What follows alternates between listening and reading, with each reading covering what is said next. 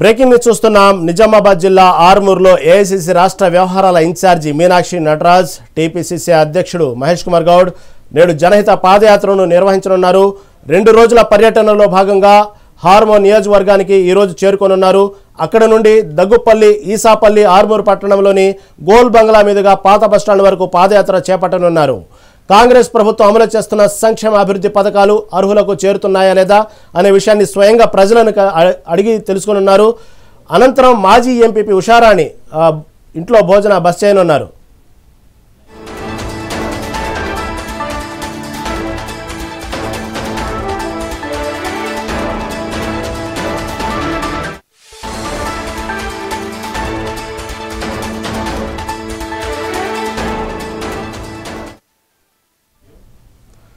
నిజామాబాద్ జిల్లా ఆర్మూర్లో ఏఐసీసీ రాష్ట్ర వ్యవహారాల ఇన్ఛార్జి మీనాక్షి నటరాజ్, టీపీసీసీ అధ్యక్షుడు మహేష్ కుమార్ గౌడ్ నేడు జనహిత పాదయాత్రను నిర్వహించనున్నారు.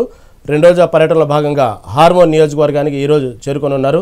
అక్కడి నుండి దగ్గుపల్లి, ఈసాపల్లి, ఆర్మూర్ పట్టణంలోని గోల్ బంగ్లా మీదుగా పాత బస్టాండ్ వరకు పాదయాత్ర చేపట్టనున్నారు.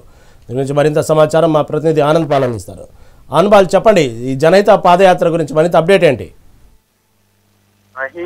ఏఐసీసీ రాష్ట్ర వ్యవహారాల ఇన్ఛార్జ్ మీనాక్షి నటరాజన్తో పాటు టీపీసీసీ అధ్యక్షుడు మహేష్ కుమార్ గౌడ్ 2 రోజుల పాటు జనహిత పాదయాత్ర నిజామాబాద్ జిల్లా ఆర్మూర్లో చేయనున్నారు. దీనికోసం కూడా అన్ని సిద్ధం చేశారు. 2 రోజుల పాటు ఈ పాదయాత్ర నిర్వహించనున్నాడు.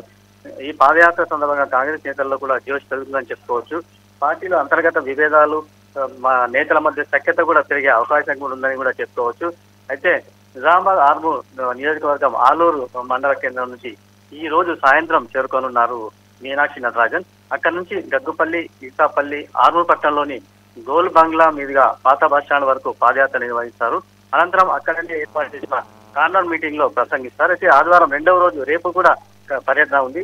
అయితే కాంగ్రెస్ ప్రభుత్వం అమలు చేస్తున్న సంక్షేమ అభివృద్ధి ఫలాలు ప్రజలకు చేరుతున్నాయా లేదా అని ఈ విషయాన్ని స్వయంగా తెలుసుకోనున్నారు. తెలుసుకున్న తర్వాత అనంతరం అక్కడనే ఆర్మూర్లోనే బస చేయనున్నారు. తిరిగి రేపు ఆదివారం నాడు గోల్ బంగ్లా నుండి పోచమ్మ మందిరం కమాన్ వరకు సమాధానం నిర్వహిస్తారు. అనంతరం ప్రభుత్వ డిగ్రీ కళాశాలలో విద్యార్థులతో మాట్లాడి అదే ప్రాంగణంలో మొక్కలను కూడా నాటనున్నారు. అరుగుల శివార్లలో ప్రైవేట్ ఫంక్షన్ హాల్లో ఏర్పాటు చేసిన సమావేశంలో ఉమ్మడి జిల్లా నాయకులతో సమావేశాలు నిర్వహించనున్నారు.